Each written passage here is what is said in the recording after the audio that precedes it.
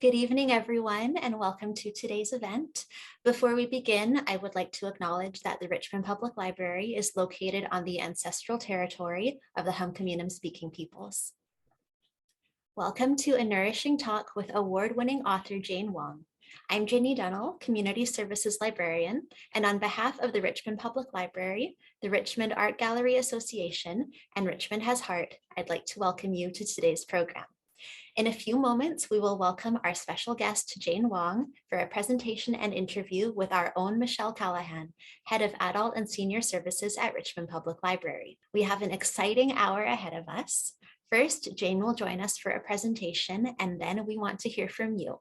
Please send in your questions as they come up, and we will begin the interview portion of the event with some of your questions. Then Michelle and Jane will chat a little bit about Jane's background, writing, food, and more.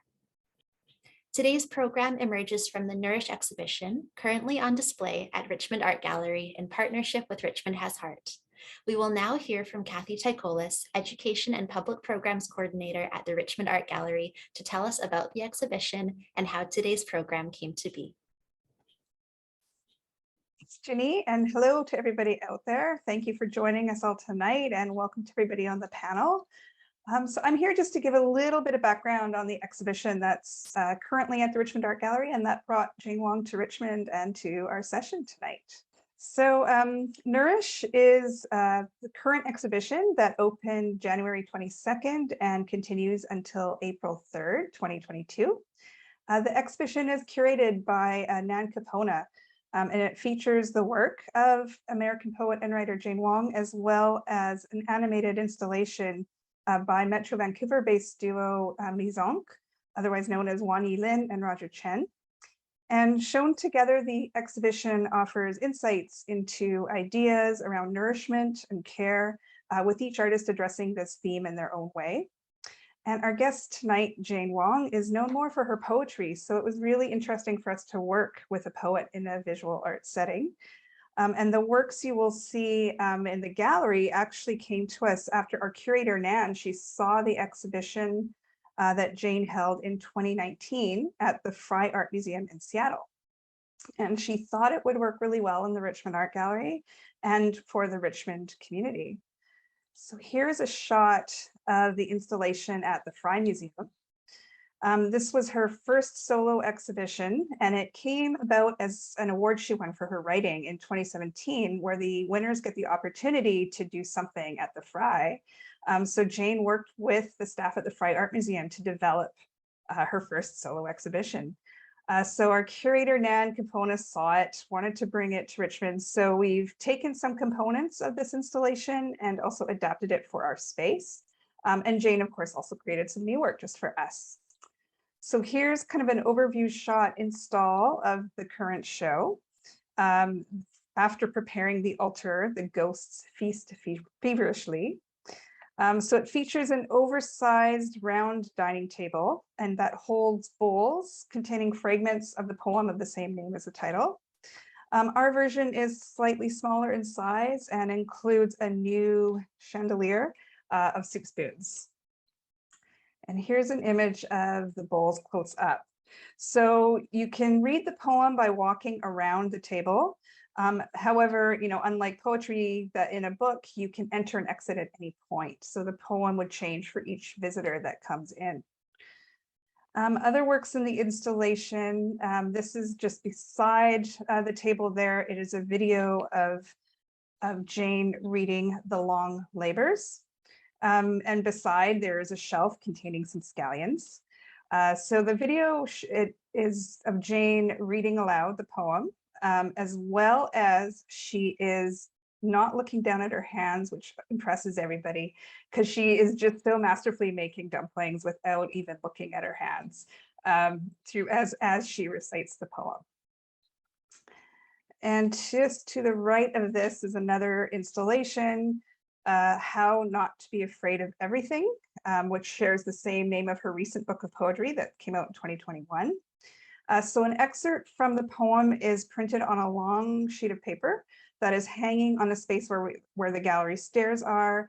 And at the bottom of the stairs are some rice bags. So the bags were sourced from various local restaurants, as well as thank you to Jane's mom, who sent some rice bags, and they are stuffed to appear as pillows, which is a nod to Jane's memories of sleeping on rice bags when she was a child in her parents' family restaurant. I will let Jane talk more about the themes and the ideas in her work, so I won't really go on too much more. But as this exhibition was based on poetry, we reached out to the Richmond Library to make this author talk happen. We really hope to expand sort of the usual visual art audience that the Richmond Art Gallery might have with the reading and writing audiences that the public library has. So all our viewers might experience writing and visual art in a different way. So I want to thank you to Ginny and Michelle for making this talk happen, to Jane Wong for being such a gracious artist to work with. It's been a real pleasure working with you over this term of the exhibition. And I will now pass the mic on to Michelle, who will lead the conversation with Jane. Thank you. Thank you so much, Kathy, and a big welcome to everyone. So I have the pleasure now, I get to introduce Jane Wong to you all. So Jane is the author of the poetry collections, How to Not Be Afraid of Everything and Overpour. Jane holds a Master of Fine Arts in Poetry, a PhD in English, and is an Associate Professor of Creative Writing at Western Washington University. So Jane, welcome. We're just absolutely delighted to have you here with us today. Hi, everyone. It's such an honor to be here. Oh my gosh, I wish I was in Richmond. I know the show is closing soon, which I can't believe it's been such a wonderful run. So thank you everyone for being here. Thank you to the Richmond Art Gallery, of course, and Kathy also for that wonderful introduction, and also the Richmond Public Library. Also, I just absolutely love that the gallery is right next to the library. It just feels like the perfect coupling as well. And thank you, Michelle and Ginny, so much also for your introductions. My mom's name is Jin, so there's some, I was like, Ginny, Jin, it's very kind of sweet, spelled with a J, J-I-N.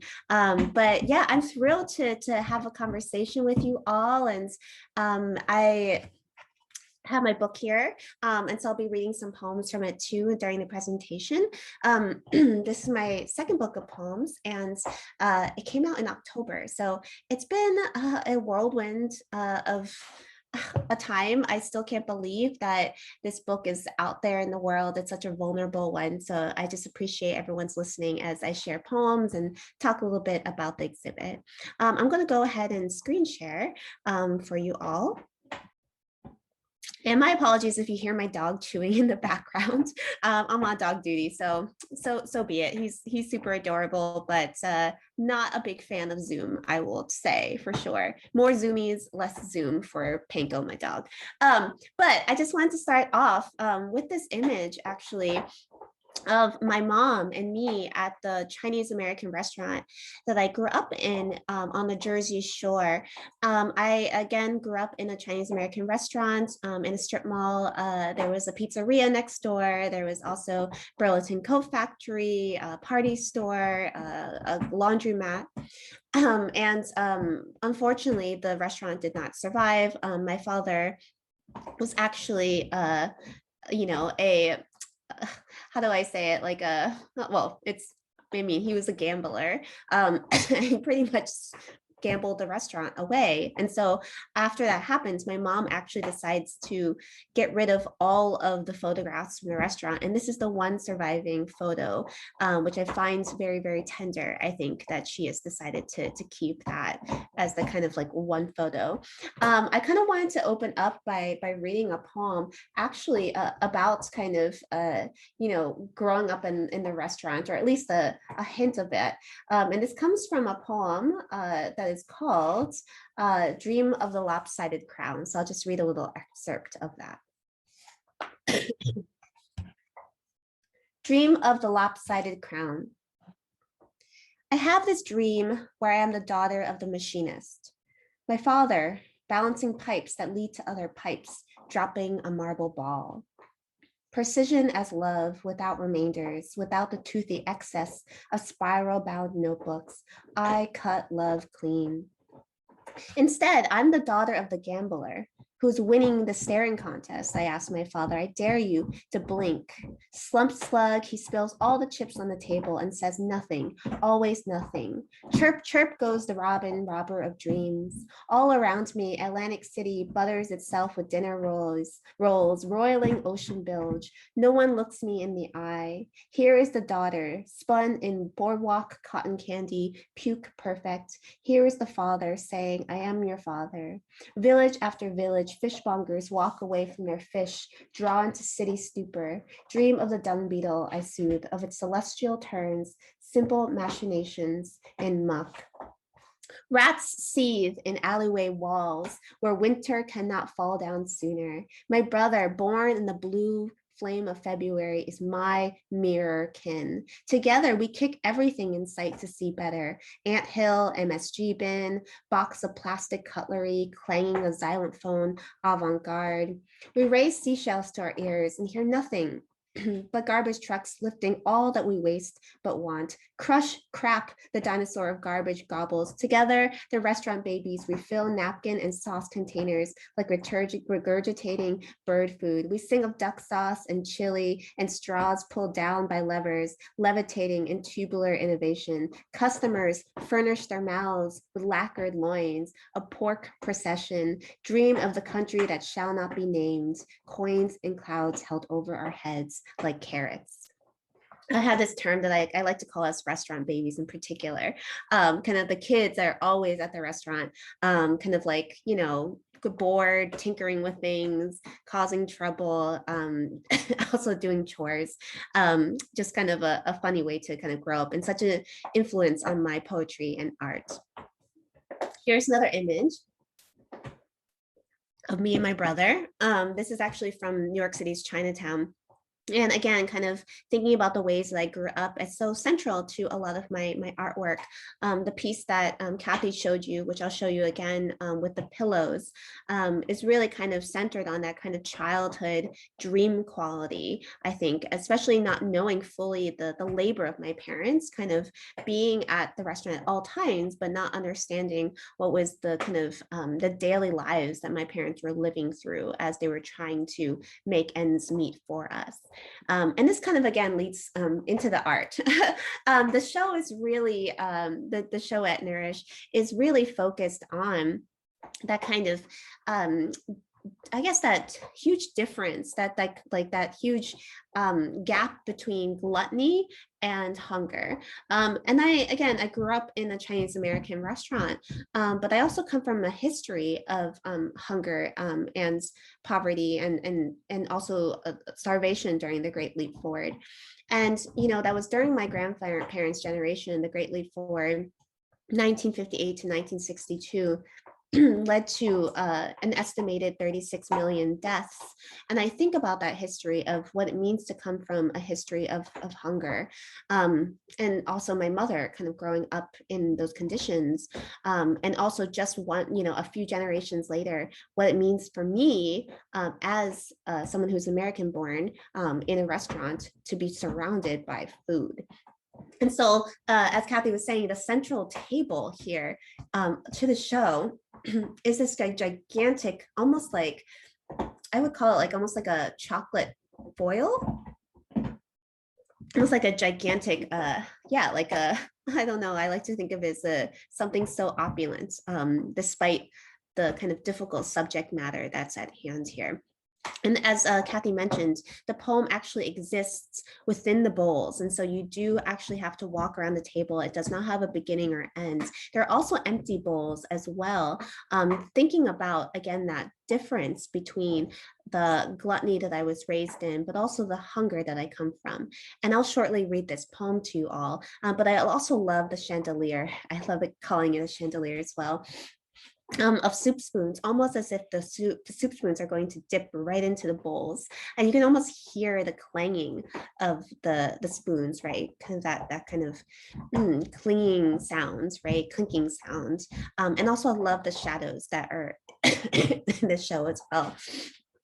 My apologies. I am unfortunately kind of still I recently, unfortunately, had COVID, and long story, but I'm negative, but it had definitely had some after effects. So I'm trying my best here.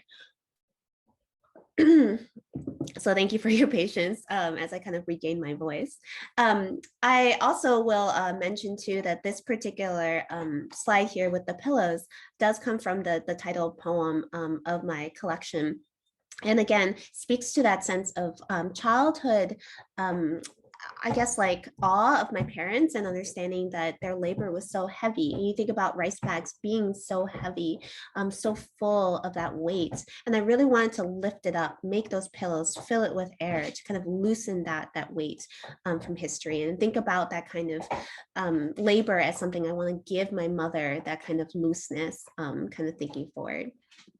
And the last kind of piece that's in the show currently at Richmond is this poem that I do actually cook and eat my own poem. So one thing that Kathy didn't mention is that I actually take lines from my poetry and I cut them out of rice paper. And in the rice paper, those words, I actually fold them into the dumpling mix. And so when anyone's worked with rice paper, what happens is that it starts to disintegrate into anything that's like liquid or wet. And I actually fold in those words from my poem, again, as Kathy mentioned, kind of be a muscle memory, because that was my biggest chore as a child when I was growing up in the restaurant, was to fold those dumplings. And then I cooked and ate my poem. So what the video doesn't show is me actually eating them, which I wish, I guess I should have included it, but I figured, like, who wants to watch me like shove food in my mouth? But maybe that was meant to be, actually. I'm gonna go ahead and read some poems for you all, and hopefully we can all chat and have some great open conversation. Let me go back to this one here. So this poem is entitled "After Preparing the Altar, the Ghosts Feast Feverishly." In much of my book, How to Not Be Afraid of Everything, the poems in this book are an attempt to speak to my ancestors who unfortunately did not survive the Great Leap Forward. My grandfather was orphaned and was adopted by a family, a man who also his family was orphaned. And so even thinking about his family members that did not survive, I was writing these letters directly to my family members. And in writing my letters directly to my family members, you know, there's this kind of longing to hear back from them. And actually they do answer me. And that's kind of like the magic, I think, of this poem. So again, this poem is in the bowls at the Richmond Art Gallery. And this poem is called "After Preparing the Altar, the Ghosts Feast Feverishly." How hard it is to sleep in the middle of a life, Audre Lorde. We wake in the middle of a life hungry. We smear durian along our mouths, sing soft death a lullaby, carcass breath, arrows of licked fingers, and the finest perfume. What is love if not rot? We wear the fruit's hull as a spiked crown, grinning in green armor. Death to the grub, fat in his milky shuffle. Death to the lawlessness of dirt. Death to mud and all its false chocolate. To the bloated sun, we want to slice open and yoke all over the village. We want a sun-drenched slug feast, an omelet loosening its folds like hot jello. We want the marbled fat of steak and all its swirling pink galaxies. We want the drool, the gnash, the pluck of each corn kernel, raw and summer swell, tears welling up oil, order up pickled cucumbers piled like logs for a fire, like fat limbs we pepper and succulent in, order up shrimp chips curling in a porcelain bowl like subway seats, grapes peeled from bitter bark, almost translucent, like eyes we would rather see. Little girl, what do you leave, leaven in your sight? Death to the open eyes of the dying. Here, there's so many open eyes, we can't close each one. No, we did not say the steamed eye of a fish. No eyelids fluttering about like no butterfly wings, no purple yam lips. We said eyes, still and resolute as a heartbreaker.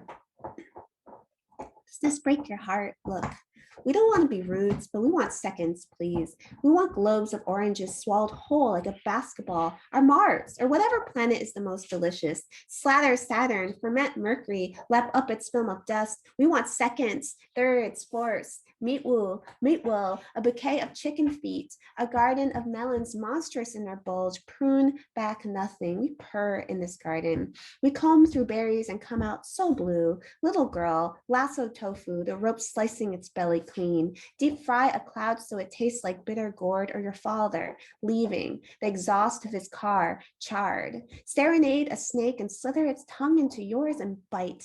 Love, what is love if not knotted in garlic? Child, we move through graves like eels, delicious with our heads first, our mouths agape, our teeth, little needles to stitch a factory of everything made in China. You ask, are you hungry? Hunger eats through the air like ozone. You ask, what does it mean to be rootless? Roots are good to use as toothpicks. How can you wake up in the middle of a life? We shut and open our eyes like the sun shining on tossed pennies in a forgotten well, bald copper and blood. You Choi bolts into roses down here. While you were sleeping, we woke to the old leaves of your backyard shed, and then we ate that. And then we ate one of your lost flip-flops too. In the future life, we saw rats overtake a supermarket with so much milk, we turned opaque. We wake to something boiling. We wake to wash dirt from lettuce, to blossom into your face, aphids along the lashes.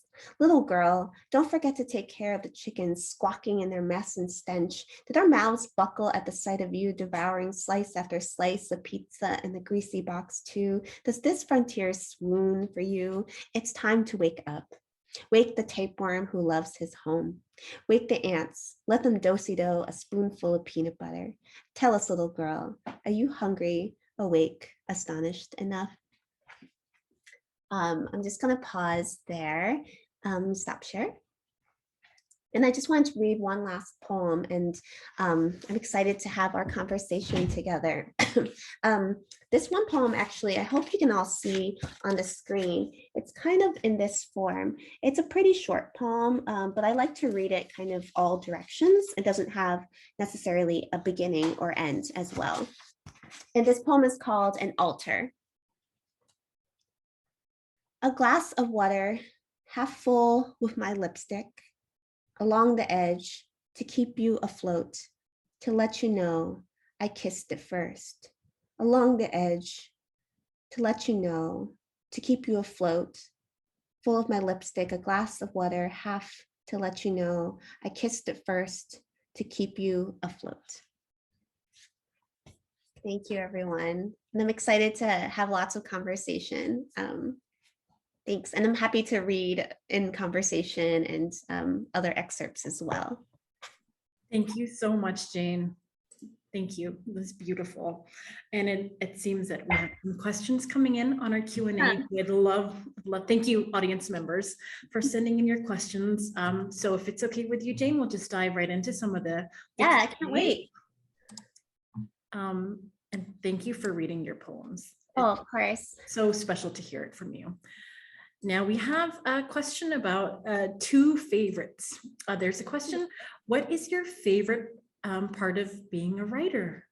Oh, I absolutely love this question. You know, my very favorite part of being a writer, unsurprisingly, is writing. I know that seems kind of obvious, but to be honest, especially as like this book came out and, you know, I'm reading and performing, which I love performing, and I love also, you know, getting to kind of have the opportunity to have a book, you know, and to share from it. That aspect of being a writer is not really actually part of the creative process. And I think that I have to get used to that. Actually, over the years, I've been trying to get used to what does it mean to publish a book? What does it mean to to share it? And a lot of it comes back down to those moments when you're creating and you're dreaming up things. Sometimes in that creative spark, I feel like that the moment when you feel like you have a line of poetry, or when you have an idea, like the very beginning seeds of an idea of writing, that's what I love. That's like the ideal part of writing. Thank you so much for that question. Thank you. I love that question. And I'm sure asking different people, do you think the answers would vary from person to person, poet to poet, right? Yeah, absolutely. Now I'm going to go on to another favorite because I love this one and I'd love to hear your response on this. Yeah. What was your favorite recipe, or what is your favorite recipe from growing up? Ooh, oh my gosh. What's really interesting, I think, when you grow up in a restaurant, and again, growing up in particular, low income and working class, and I'm the first in my family to go to college and also to finish high school.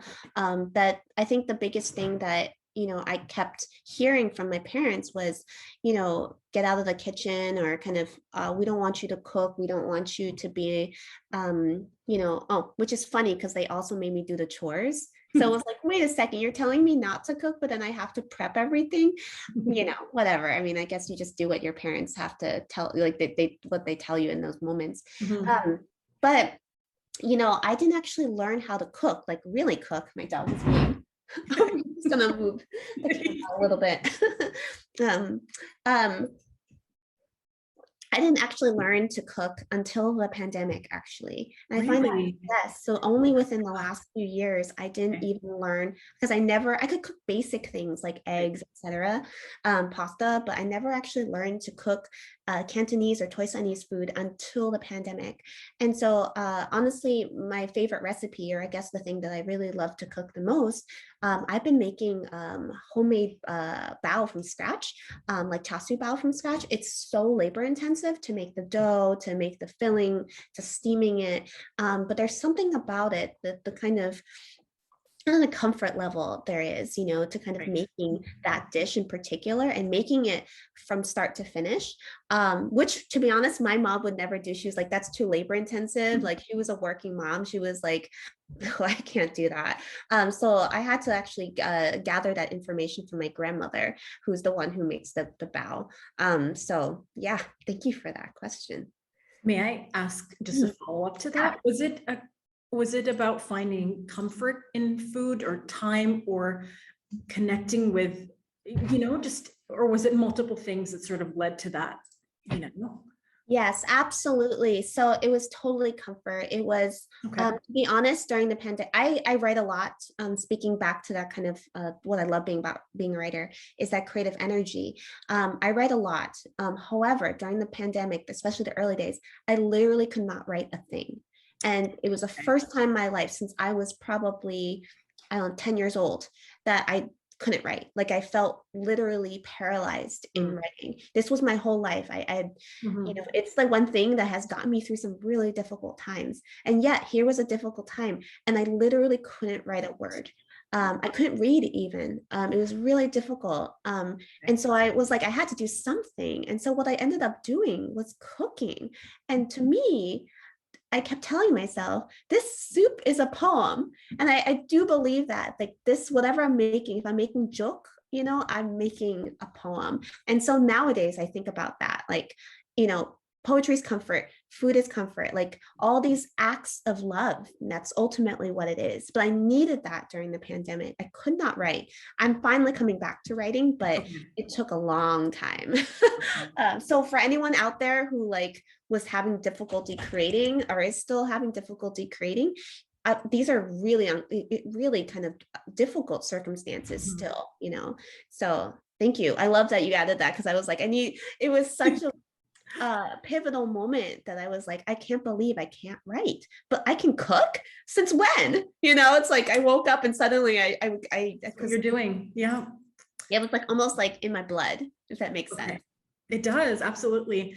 And there's a question that's come in from one of our lovely audience members. They're saying that they're curious about what are some of the ways that you connect to your ancestors? Ooh, I love that question. I think that one kind of, direct thing that I do really, truly is connect through poetry. And I think what's really hard for me is that, I can give them, like, go to their grave sites and give them flowers and kind of give, eat food on, where we usually have grave sweeping day, where we kind of celebrate our ancestors. But unfortunately, like to me, it's like that's the kind of like a only it's like a surface level communication. It's like saying, I remember you, I'm there. I needed to have a deeper mode of communication with my ancestors. Like I wanted to ask them questions. I wanted to deeply respect the stories that I don't really know. And it's really hard, I think, when you can't actually know. I've been struggling with this, especially writing this book is like, what does it mean for all of you who are writers or trying to look at your family's past, like a few generations back or even further, when you don't actually have full stories, you only have tiny fragments, tiny little passed down memories. How do you weave them into something that's fuller, right? And so for me, poetry is a means of honoring them. That said, these are in English. And I struggle with that a lot, that I so badly, and if anyone's a translator out there, I would love that opportunity. I'm unfortunately not fluent and able to write in Chinese. And so I think that's kind of an ultimate dream of mine, is to either finally be fluent and be able to write in Chinese, or to have work with a translator. And because I feel like I want to directly talk to them in their language. Yeah. That would be tremendous. Yes, one day. One day. There's a question that has come in, and it's related to how we had been talking about, or you had spoken about your pause in creativity during the pandemic and the writing. And the question coming in from our audience member is, if your pause from writing during the pandemic changed the rhythm or pace of your poetry now, and have you noticed if your process or approach to writing has changed actually? That's a really thoughtful question. And, to be honest, it deeply has. I think we can all say the pandemic has changed us in ways that I guess we're still processing. Like we don't really fully know the amount of grief, truly deeply personal and collective grief that we are kind of moving through, and on a daily, right? Kind of like this affects us down to the tiniest things, right? Including, which is not a tiny thing for me, which is poetry. It has forced me to really, really slow down. I think that before I felt almost kind of like poetry felt like it was a rush, like there was always these things that are just trying to get out of me, almost kind of like, I don't know, like a cocoon, like a butterfly. I felt like my poems were like rushing to be like burst out of the cocoon.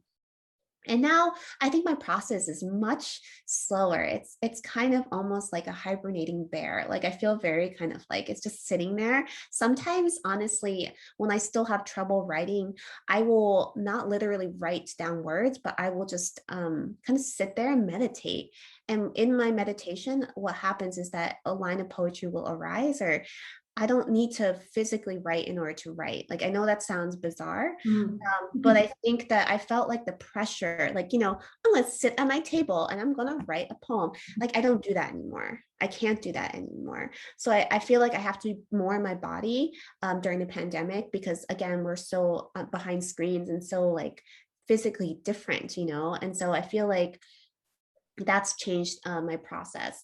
The other thing I've noticed that's different about my poems is that I have much more freedom now when I write poems, and I would recommend you all do this, to kind of like let go of any ideas to what this poem is going to turn out as. And there's more voltas. In other words, the turns in a poem. Like you're writing and you think the poem's done, what happens, especially during the pandemic, is that I keep writing. Like I don't stop. And then what happens is that the end is not the end, and there's a volta, there's a turn. It goes into a different, like almost 4 different possible endings. And I think the poem's actually stronger for it because it's more honest. Like, because we're in a time of uncertainty, the poem is uncertain. It doesn't even know where to go. And I actually really think that's to its benefit, because sometimes poems can feel a little too neat at the end. And my pandemic poems are much more messy, I think. So thank you for that.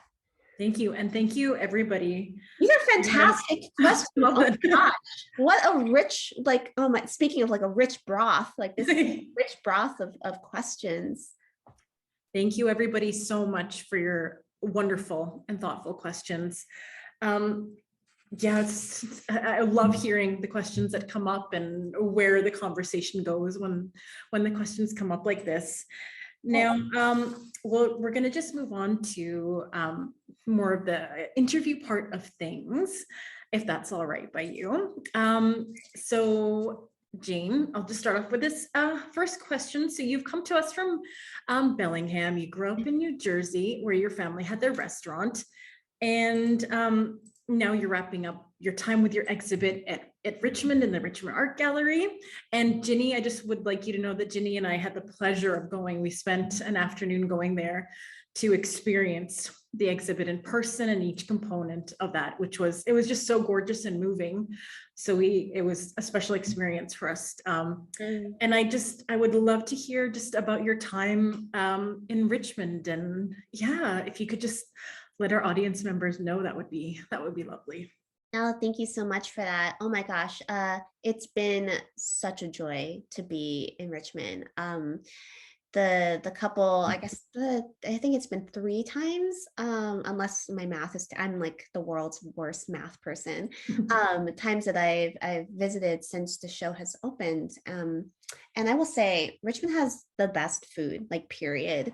It's just, I mean, just the fact that this show is about nourishment and food, and I was so utterly nourished literally every day. I just walk down the street and be like, eat here, eat here. And also knowing too, especially during the pandemic, how restaurants have been so deeply impacted. I mean, I think that there's something about, you know, the nourishment of a community coming together, right? And kind of during these times, and supporting each other with family businesses that, you know, have survived, luckily, the pandemic. From start to finish, it's been incredible to work with Nan, the curator at the Richmond Art Gallery. It's funny because I usually I think of myself primarily as a poet, as a writer, and doing art in particular, and installation art. There's something about it that thrills me. Going back to this question of like, what's your favorite part about being a writer?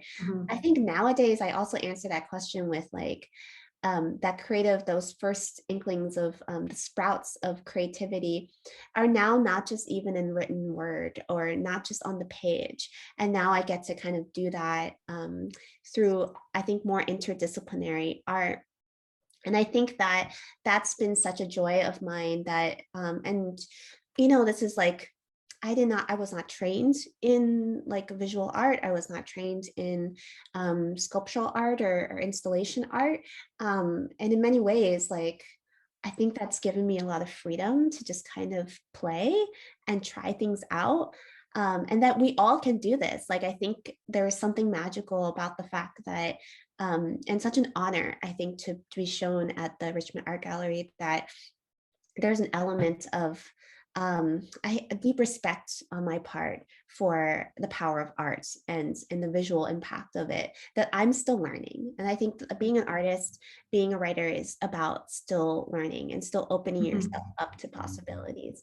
I absolutely loved also the fact that, you know, Richmond is such a diverse community, and having, you know, just some of the placards being translated in Chinese meant a lot to me. And you know, when part of the show, you know, first showed in Seattle at the Frye Art Gallery, Frye Art Museum, like that was a very different space than the Richmond Art Gallery. And the fact that it's right in a cultural center, right next to the public library, it's literally my dreams come true. I grew up in a public library myself. It was right across the street from the restaurant.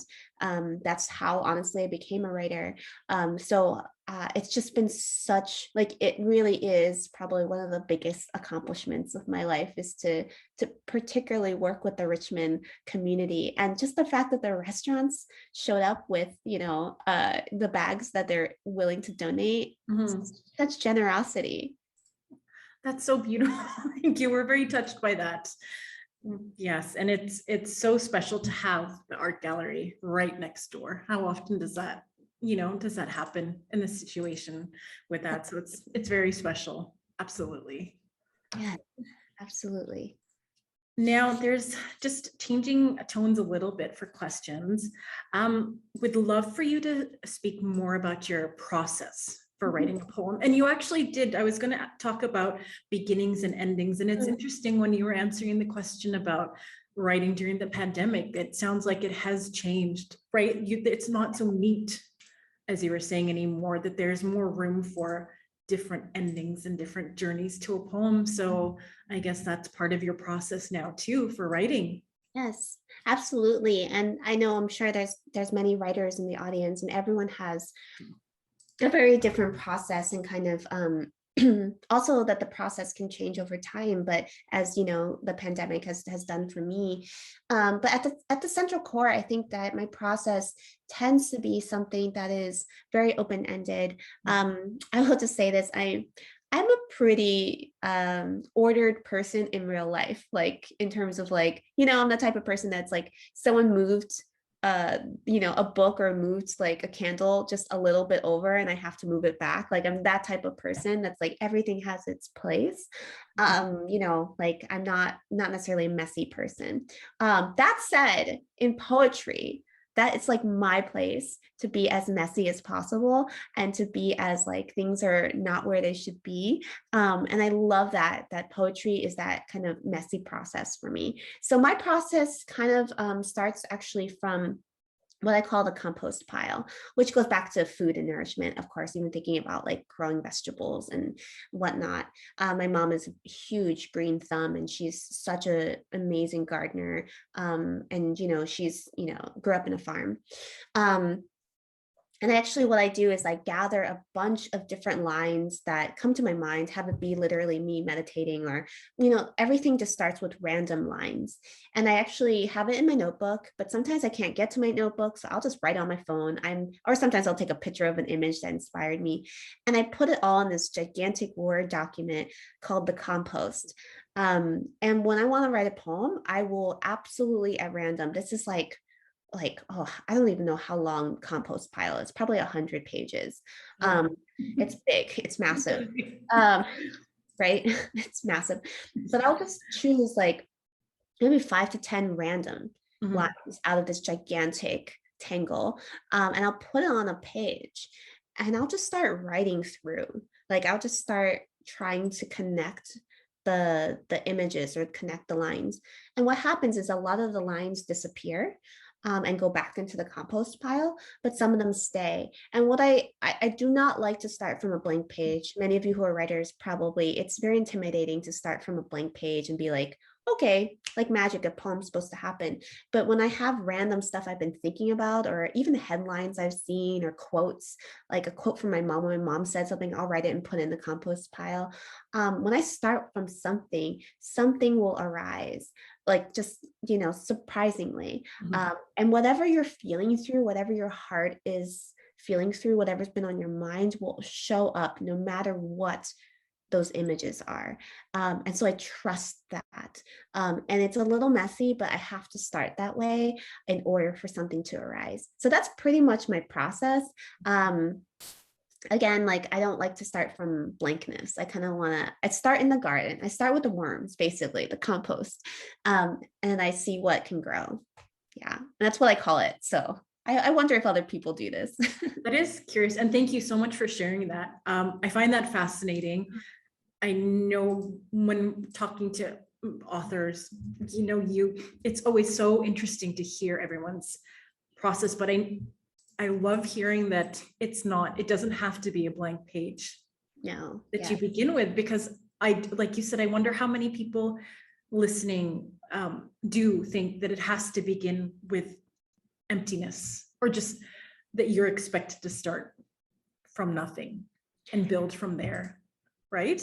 Yeah, and I keep thinking about, I always return to Audre Lorde in particular, and her essay "Poetry is Not a Luxury." She talks about how poetry is carved from our daily lived experiences, and so much of writing is just your daily life. Mhm. And, making sure to kind of gather those pieces, to record them, to write down the lines, and how to weave those in, how to carve them into something else. So I take a lot of inspiration from that I don't need to seek inspiration. Like, I'm not trying to go out and find inspiration. Inspiration's already here, right? It's in the tiniest thing. Like when you see a little ant crawl across the room, like that could be inspiration. You just have to look. And just, I guess being a poet's kind of like you're a collector. You're just gathering the stuff of the lived experience. Mhm. I think that's central too to my process, is that I don't try to look for inspiration. It already is within me. And I think for all of you too, to kind of trust what's already in you and around you, versus going off and, it's this idea of like, oh, I need to go off somewhere to kind of Mhm. find something, but no, it's already there. And I think that that's kind of beautiful too. It is. And that's related, just following that line of thought, going into another question.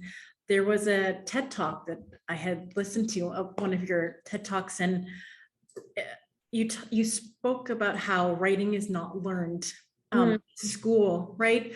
And you mentioned about you don't have to go out to be inspired. You don't have to look for those things. And you had spoken about how you learned while growing up in your family's restaurant. Like that's where you had the most of your learning, right? Yes. And I just wonder, when you're teaching, how do you transfer, or how do you share those lessons, or what are some of the key lessons that you would want to teach, aspiring poets, or even your students who are looking for that? Oh, thank you so much for that, Michelle. And also thank you for watching that TED Talk. I really do firmly believe that I became a writer for two reasons, which is I grew up in a restaurant, and restaurant life is just pure sensory overload. Like it is smell, taste, everything. Customers have stories. Like it's like a writer's paradise, to be honest. And then I grew up across the street from at the restaurant across the public library. And so my mom left me there for like 5 hours, 6 hours, and I just read all the time. So those two pairings really led me to kind of this path. And this was a path, again, I, grow up working class, and I didn't, even thinking about the pressure to be a doctor, to be a lawyer, something, especially I feel like immigrant children feel that pressure. Maybe I could have, but I felt like I had no choice. Like it was like a weird, like calling, like if that makes sense. It had to do with my upbringing. But back to your question, and thinking about kind of craft, and thinking about kind of what I try to kind of share with my students, and to share with all of you, and thinking about like growing up in a restaurant, is all those sensory details. Writing centers itself around how we feel through the world. And I talked about this actually when I was teaching today, was that the felt experience is central. You want, as a reader, to feel, and the writer is, trying to get across that feeling. And that's so hard to do, right? And thinking about the ways in which language, there is a limit to what language can do, actually. For instance, like when you're going through something like a heartbreak, like kind of like a breakup, and you're like crying profusely, sometimes there's no words. Like there is just literally, it's only that gut sound, like a sound. But after a while, right, you can try to get closer to how that felt, what the temperature felt in that, like in that room. What did you just eat right before that breakup happens? Like thinking about all the senses, right? Were you cold? Were you like, hearing the sound of a mower outside while that was happening. So I'm very into like tapping into the senses, and also synesthesia, so that the mixing of senses is central too. And I try to do that as much as I can in my writing, to think about the ways images have that kind of quality to them. I was even thinking, there's this one poem, what is love if not rot? And there's this kind of moment here where I'm trying to describe a rotting orange. And if you just watch YouTube videos of rotting vegetables, they're magical. kind of a little disgusting, but also very beautiful. And so I like to give myself exercises to try to describe something almost kind of like through a kaleidoscopic lens. So you have to look at it from all different angles. And so here's a line, which is, it's thickening at 22 days, like cotton lint from the dryer, like fur, a sheepskin cloud, like my mother, an animal in her own right. And then later, it grows smaller and smaller, collapsing upon itself like curled fists, how I sleep at night, returning to heartbreak after heartbreak, fruit flies fluttering about like snow. So like images like that, like I wanted to hear the fruit flies, the sound of them, but also want to feel the kind of that you see the image of the when fruit flies are buzzing so fast, it maybe looks like it's snowing, but also the cold and the color. So all these sensory details, I try to do it myself, but I feel like I really want to impart that as for me, that's the joy of writing, is like trying to get that felt experience across, and knowing you can't get it exactly right because there's no way to get back to that moment exactly 100%, but you can get 99% close to it. Yeah. And thank you for sharing. I love that poem. And I didn't get the chance to look at the videos. Oh. I was like, because after I read it, I'm like, you know what? I feel that. Like, Yeah. the sounds, the sound, the feeling, the smell, just all of that. And I love that one of the words I had thought about was visceral. Like you can just feel so much from your poetry. Oh, thank you. Yeah. And that was, so that was just fascinating to me. Yeah. Now I'm just conscious of time here. So I did want to talk about your plans, if it's okay to talk about, for your upcoming memoir. Yes, thank you so much for that, Michelle. I'm terrified. I am a poet. I primarily write in verse, and I love imagery and metaphors. I will say writing nonfiction is such a challenge, and a beautiful challenge, but I do really have to think about narrative and think about reflecting. So my memoir is in progress right now. It's called Meet Me Tonight in Atlantic City. It's slated for 2023. So that's like next year. That is next year. It's next year. I know. And my editor is just like, kind of pushing me, but I'm just like, oh my gosh, like I'm on book tour and teaching and all these things. And but I will say that this memoir is super close to my heart. I actually started writing this book around 2017 or so. So it's been a while. It was not a memoir, it was essays, just singular essays. And why I started writing essays in particular is that at some point, a poem, it does get a feeling across. It does try to articulate, I guess, what my heart and my head is trying to say. However, it doesn't actually allow a lot of space, I think, for some deep digging. And so I needed 20 pages. I needed something quite long. And I love long poems, of course, too, but I needed something else. And so I started writing essays. For instance, the title essay of the memoir, Meet Me Tonight in Atlantic City. As I mentioned, my father was a gambler, and he spent all his time in Atlantic City. And, that's really hard for a child to grow up that way.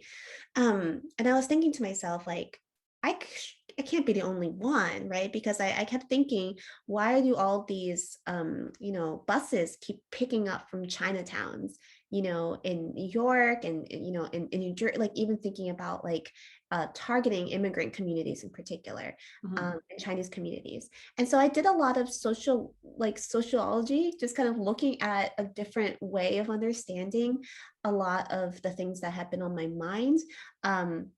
And started writing this essay, really thinking about Atlantic City and its history as well.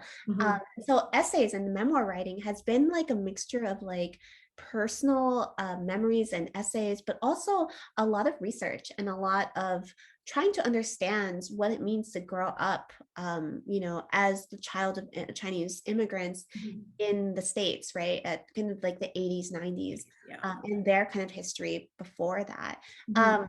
And so a lot of the essays kind of are now going to be kind of intermingled into a memoir. And I hope my biggest goal for this book is that even though, yes, at times it is a little heartbreaking. I mean, the restaurant failed, like, my father's not in my life. There's some painful parts to the kind of book.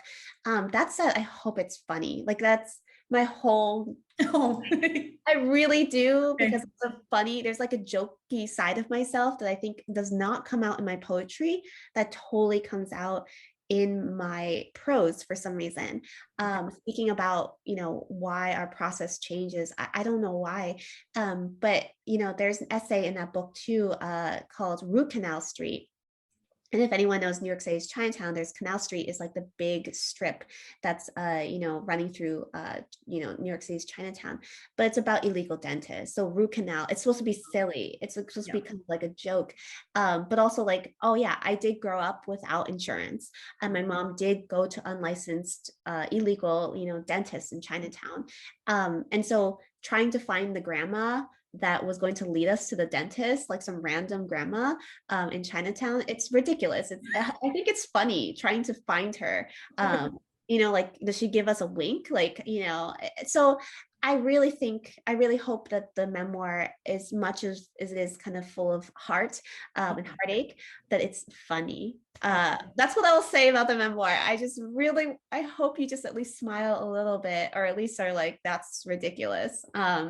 So, it's meant for, I guess, little weird Chinese American kids, I guess, kind of like me. Like I always wanted to write something to push back against the model minority myth and push back against these stereotypes, because I was a very strange, weird, non-conforming child. Do you think you at any point would like to branch off into writing or exploring different writing picture books, or oh my gosh, because there's a possibility, thinking about yourself as a child and where that might go in terms of stories? I have always wanted to write a children's book, actually. So that's oh really okay. Yeah, I just need to find the perfect illustrator to work with. That's totally a dream of mine. But I don't think I can do fiction. That's like, I know that's still, I mean, maybe through a children's book that could be a little bit like more comfortable fiction wise, but I could never write a novel. Watch me say this and then you'll have a novel, a whole yeah, series. Exactly. But I really, really admire novelists. Kudos to you all. I can't do it. Like, I have no idea how. I'm in such awe of novelists. I really am, because I can get sucked in. You all can get sucked into a novel, right, in the world, but I don't know how to do that. So kudos to novelists. Well, that's wonderful to hear that you are thinking about that, though. I love something to explore, and I wish we could keep talking for so long, and we're coming to the very end, and I just can't thank you enough for giving us the chance to speak with you and to hear more, and for answering everybody's wonderful questions. And we just can't wait to see what you do next and read more of your work. So thank you so much, Michelle. And yes, thank you everybody for your incredible questions and just like your generosity of curiosity. I feel like that's like ultimately at the central core of what it means to be a writer and artist. And again, it's just an honor to work with the Richmond Art Gallery and the Richmond Public Library to, if I could move tomorrow, I'd move. No, I'm serious. I'm actually serious. Like, I loved it. How do I describe it? It's like when I went, it's like I felt comfortable. And I think it's in parts looking around and seeing people who look like me. And I don't really have that in Bellingham. And so just thank you, Richmond, for just being awesome. Like it just made me feel so at home in many ways. So it's just an honor. So thank you everyone so much. Thank you. I'll just quickly turn over back to my lovely colleague Ginny for just a bit of closing. And thank you again, Jane. It was such a pleasure. Thank you. Oh, I wish we had so much more time. Thank you so much, Jane and Michelle. That was fabulous. That was absolutely amazing. And thank you as well to our audience members for their attention and their wonderful questions. If anyone has not yet explored the Nourish exhibition, it is on display at the Richmond Art Gallery until April 3rd, and we very much encourage everyone to attend. Thank you to the Richmond Art Gallery Association and Richmond Has Heart for your support in making today's event possible. And finally, the library has Jane's book, How to Not Be Afraid of Everything, on order, and you are more than welcome to place it on hold. We have put the link in the chat box at the bottom of the screen. And if you would like to access the recording of today's event, it will be available through the Richmond Art Gallery's YouTube channel. So thank you so much again, everyone. We have come to the end of today's event. Please enjoy your evening. Thank you.